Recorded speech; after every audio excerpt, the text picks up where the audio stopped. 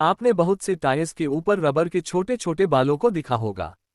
अगर आपने इन्हें देखकर कभी यह सोचा है कि आखिर इनका क्या काम होता है, या आपसे किसी ने ये कहा है कि यह कार के माइलेज के लिए अच्छे होते हैं और टायर की आवाज को कम करने में मदद करते हैं, तो यह वीडियो जरूर देखें।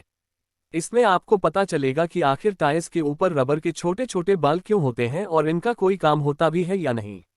जिन्हें ज्यादातर लोग रबर के बाल कहते हैं, असल में यह वेंट स्प्यूज होते हैं। इन्हें sprue nubs, tyre nib, gate marks या निपर्स भी कहते हैं। वेंट स्प्यूज का कोई काम नहीं होता है। जब आप टायर खरीद लेते हैं और उसे इस्तेमाल करते हैं तो ये किसी काम के नहीं होते हैं। आप चाहें तो वेंट स्प्यूज को टायर से हटा दे या टायर पर रहने भी दे सकते हैं। इससे ना तो टायर नॉइज कम होगी या बढ़ेगी और ना ही कार के माइलेज पर कोई असर पड़ेगा। तो क्यों होते हैं टायर पर वेंट स्प्यूज? अब आप सोच रहे होंगे कि जब वेंट स्प्यूज का कोई काम ही नहीं होता तो फिर यह टायर पर क्यों दिए जाते हैं।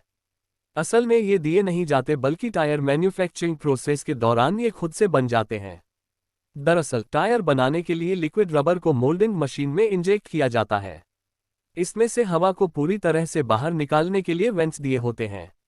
ऐसा इसीलिए किया जाता है क्योंकि अगर हवा अंदर रह गई तो वह रबर और मोल्ड के बीच आकर टायर की क्वालिटी को खराब कर देगी।